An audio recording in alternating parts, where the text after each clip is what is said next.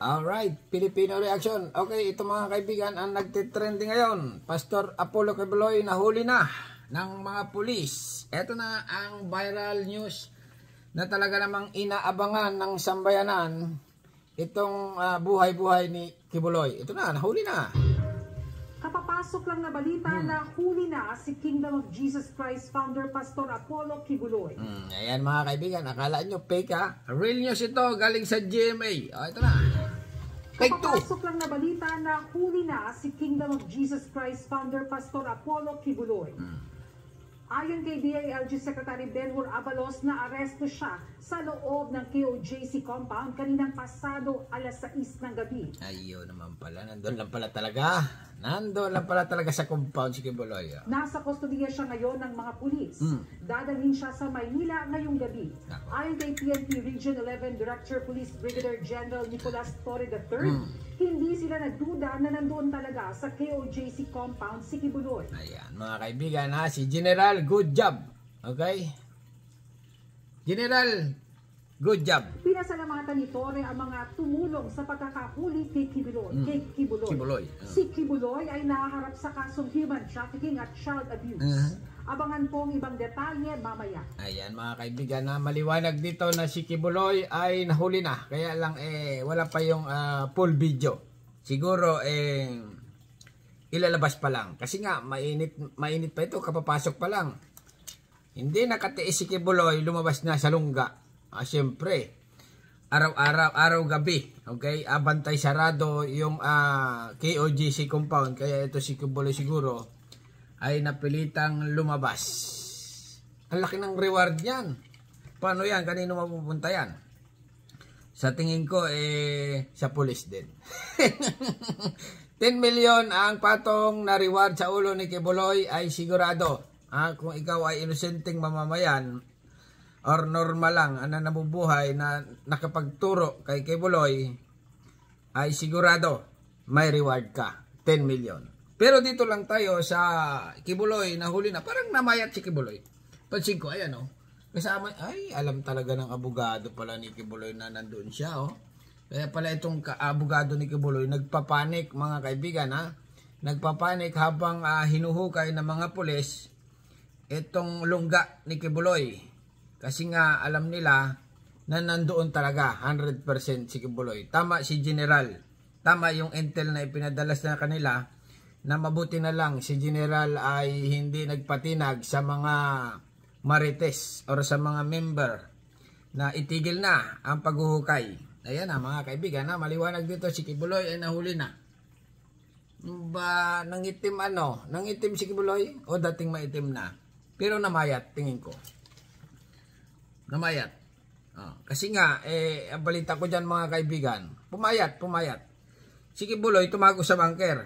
Kasama yung mga chicks, di ba?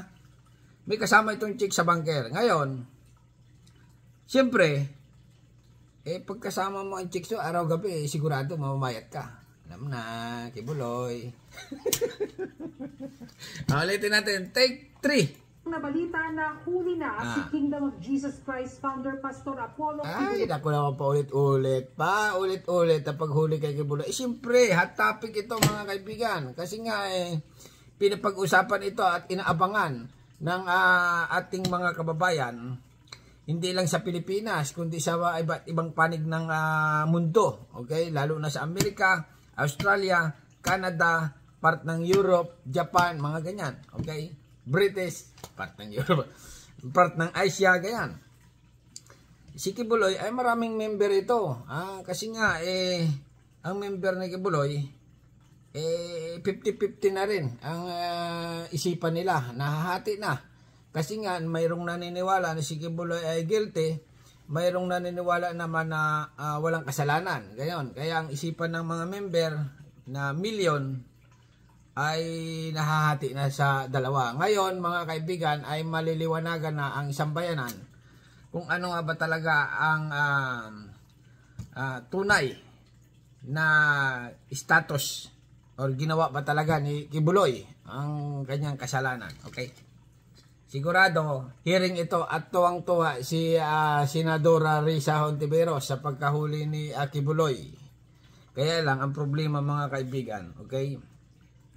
Kasi nga, ang nagsimula nito si Senadora Risa, okay? Ang hearing sa Senado, nai-still yung hearing, ha? Baka mamaya ang mag-hearing sa Senado nito ay si Bato at saka si Ruben. Sigurado, nandun ito, okay?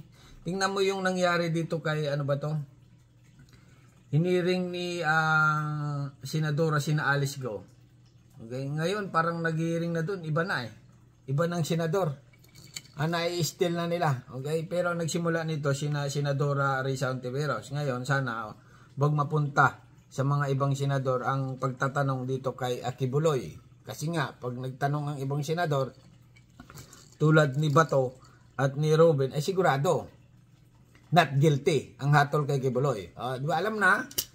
Pero kung si Senadora Risa at saka Sherwin, okay, ay siyempre pipigain ng todo itong pagtatanong kay Kibuloy kung ginawa pa talaga niya na ginahasa niya si Amanda, mga Ukrainian. Sigurado ang daming testigo dito na lalabas doon sa Senado na talaga namang kaabang-abang mga kaibigan, kaabang-abang ang mga mangyayari sa love life o love story ni Kibuloy. Para na rin teleserye, tulad ng sinabi ko, si Kibuloy ba talaga ay may kasalanan o wala? Ang Amerika, okay, nakaabang kay Kibuloy. Ulitin natin, take 3. Ulit-ulit, take 4. Nabalita na huli na si Kingdom of Jesus Christ founder Pastor Apollo Kibuloy. Ayon kay DILG Secretary Benhur Abalos na aresto siya sa loob ng KOJC compound. Ayun, lumabas. Naaresto. Ibig sabihin ay talagang hindi siya sumuko. Naaresto talaga siya. Siguro ito si Kibuloy nito pag-gala-gala. Siguro naka-esyoso din sa inuukay nila. Kaya nasa labas yan. Halimbawa lang lumabas. O galing sa lungga. May daan niya. Secret Bago tanong, ano yung inuukay nyo dyan? Ikaw ang inuukay namin, dito ka pala, katabi ka namin, ako, arestado. Alright? Yan ang nagtitrending ngayon mga kaibigan. Ano masasabi nyo dito sa Kibuloy? Nahuli na. Ito ba ay, pala na kayo. Nabubulol na ako dito kasi nga, excited mga kaibigan na mapanood ito si Kibuloy sa hearing. Kung anong mangyayari. Sa tingin ko, ito si Kibuloy guilty Kasi nga, tumago. Kung hindi sana tumago siya, hindi guilty. O, di ba? Katulad ni Alice Go, tumakbo sa Indonesia ba yun? Malaysia or tumakas. Ay ang tawag doon? Di guilty. O, di ba? Gustong takasan ang kanyang kasalanan na ginawa sa Pilipinas. Kaya guilty ang hatol. Okay, Buloy? Ng gabi. Nasa kustodiya siya. Ayun, nung gabi? Anong oras ng gabi?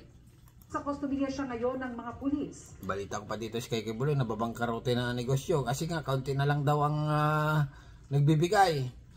Dadalhin siya sa Maynila ngayong gabi. Kaya lang, medyo talagang ang KOGC, yung ginawa nitong religion, babagsak. Babagsak talaga. Kasi nga, yung kanilang founder na si Kibuloy, ay, yan na nga. Huli, guilty. Tingin ko guilty ito Alright. Hanggang dito na lang mga kaibigan. Ano masasabi nyo? Subscribe my channel. Don't forget, comment. Bye-bye. Thank you.